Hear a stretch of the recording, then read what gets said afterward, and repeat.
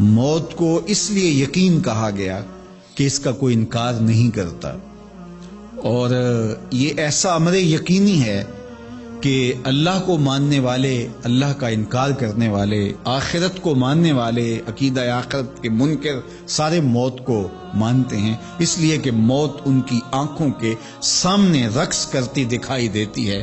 موت ہے ہنگامہ آرا کلزم خاموش میں، ڈوب جاتے ہیں سفینے موج کی آغوش میں۔ تو وہ یہ دیکھتے ہیں اور موت کا وہ انکار نہیں کرتے۔ تو اچانک جب موت آ گئی تو آنکھیں بند ہوئیں، تو پھر آنکھیں کھلی اور پتہ چلا کہ جس کا انکار کرتے تھے وہ تو سب کچھ موجود ہے، جس کی تذلیل اور تدحیق کیا کرتے تھے وہ تو امر واقعی ہے۔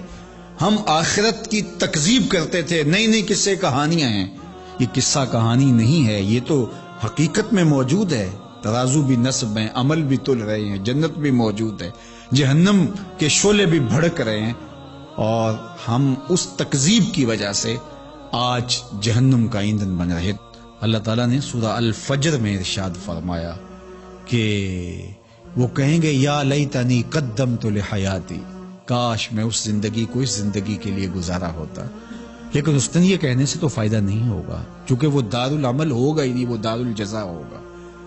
جب سامنے دیکھ کر کے مان لیا تو پھر ماننا کیا ہوا؟ وہ تو فرعون نے بھی کہا تھا آمنت برب موسیٰ، میں موسیٰ کے رب پہ ایمان لایا۔ جب نیل کی موجیں اس کو ڈبونے لگی اور وہ غوطے کھانے لگا تو اس وقت بولا کہ میں موسیٰ کے رب پہ ایمان لایا، تو وہ ایمان لانا معتبر نہ ٹھہرا۔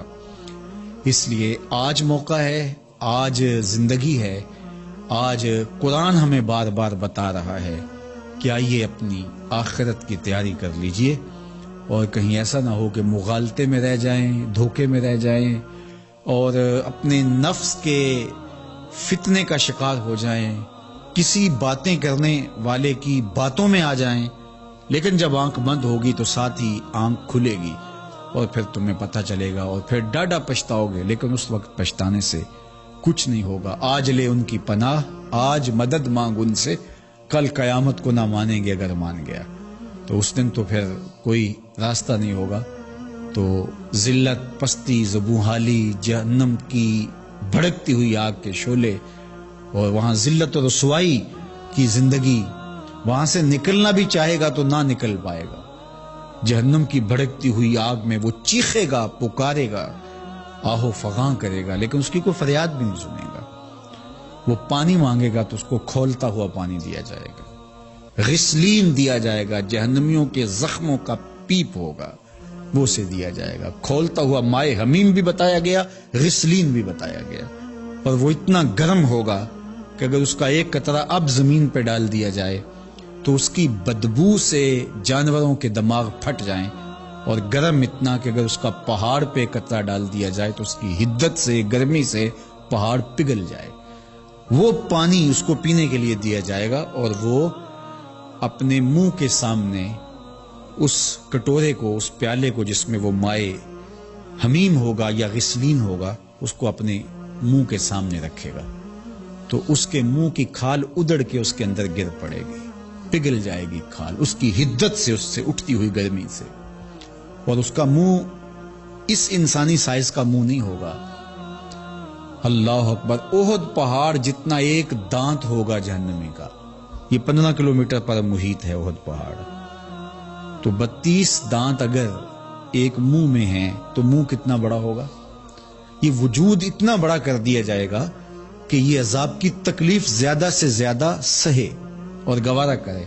کھال 70 گز موٹی ہوگی تاکہ زیادہ زیادہ عذاب کی تکلیف اس کو گوارا کرنا پڑے، اور جب کوئی بھی جہنمی جہنم میں جائے گا تو یہ انسانی شکل چھین لی جائے گی، چونکہ یہ شکل محمدی صورت ہے، یہ محمدی شکل ہے، اس لیے اس صورت کو چھین لیا جائے گا، اور صورت انتہائی بھدی صورت کے ساتھ وہ جہنم میں داخل ہوگا اور اذیتیں سہے گا۔